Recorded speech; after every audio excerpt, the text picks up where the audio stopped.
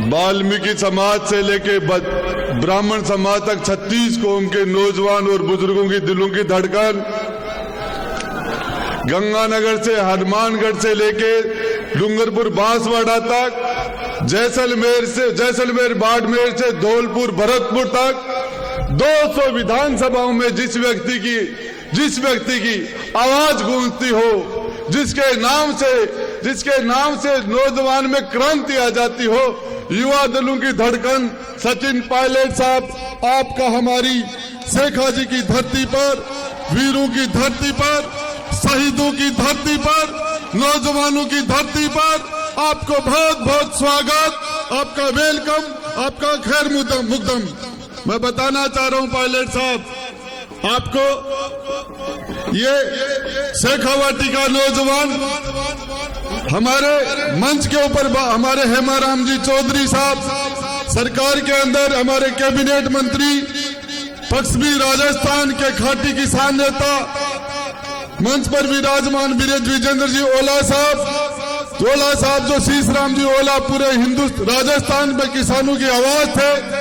मंच पर विराजमान हमारे सुरेश जी मोदी जी, बालेंदु जी, हमारे वीरेंद्र जी दातारामगढ़ के विधायक साहब,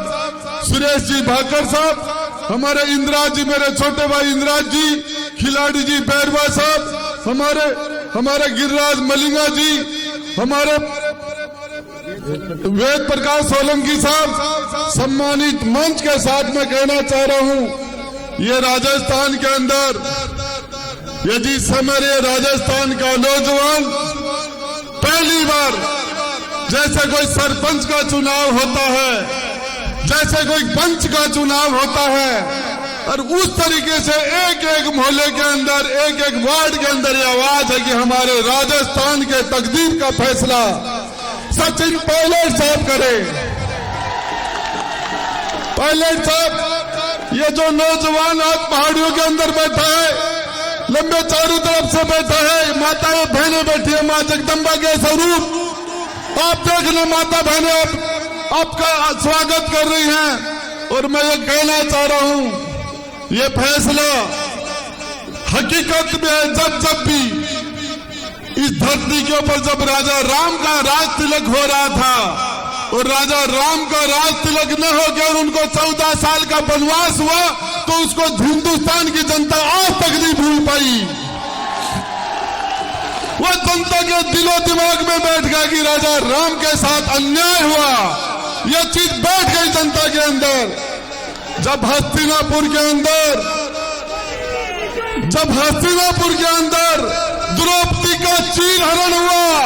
तो हिंदुस्तान के जन के अंदर की पांडवों के साथ अन्याय हुआ, यह अन्याय जन के अंदर घुस गया। और मैं बताना चाह रहा हूं, इस राजस्थान की धरती पर मेरे नौजवान भाइयों, 100 में से यदि कोई 21 नंबर लाए तो फैल है या पास, और 200 में 21 लाए तो वो क्या है, वो क्या है। तो 200 में से 21 लाए वो तो सफल, और 21 को जो 100 बना दे वो निकम्मा नकारा। इन आवाजों को, इस आवाज को कोई नहीं भूल सकता। हिंदुस्तान का नौजवान पायलट साहब समय रहता, ये पूरा हिंदुस्तान, ये राजस्थान शेखावाटी का नौजवान आपके फैसले का इंतजार कर रहा है। आलकमान फैसला करे वो मंजूर है, लेकिन मैं आपको बताना चाह रहा हूं, जिस मतदाता का पहली बार 18 साल का होने के बाद जो मतदान करेगा, जिसका वोटर लिस्ट में नाम नहीं है, वो भी कह रहा कि पायलट साहब मुख्यमंत्री कब बन रहे हैं। ये चीज ये माता और बहनें भी इंतजार कर रही हैं, इनको किसी चीज से मतलब नहीं। मैं बता रहा हूं आपको, जब सत्ता के गलियारों में किसी के साथ अन्याय होता है तो ये जनमानस क्रांति के रूप में आके बैठता है। और एक ही चीज बताना चाह रहा हूं आपको, सच बात है कि ये सामने से जो हमारा सड़क है, उधर इस सड़क के ऊपर 10,000 नौजवान बैठे हैं। मैंने कहा यार आप चल के सामने बैठ जाओ, बोले सामने बैठने से पायलट साहब अच्छी तरीके से नजर नहीं आते,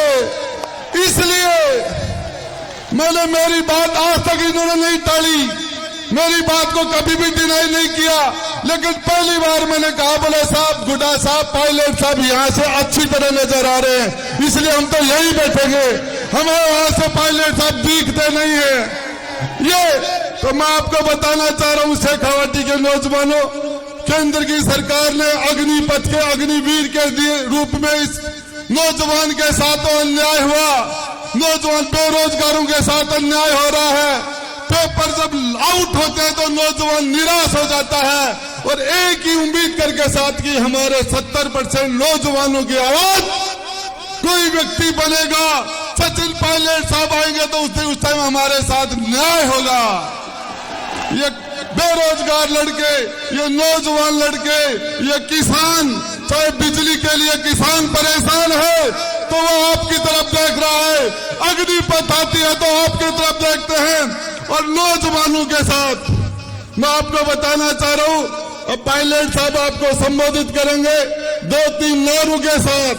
2-3 नारों के साथ आवाज गूंज जानी चाहिए, सचिन पायलट, सचिन पायलट। उधर से आवाज नहीं आ रही है, सामने से उधर से सचिन पायलट, सचिन पायलट।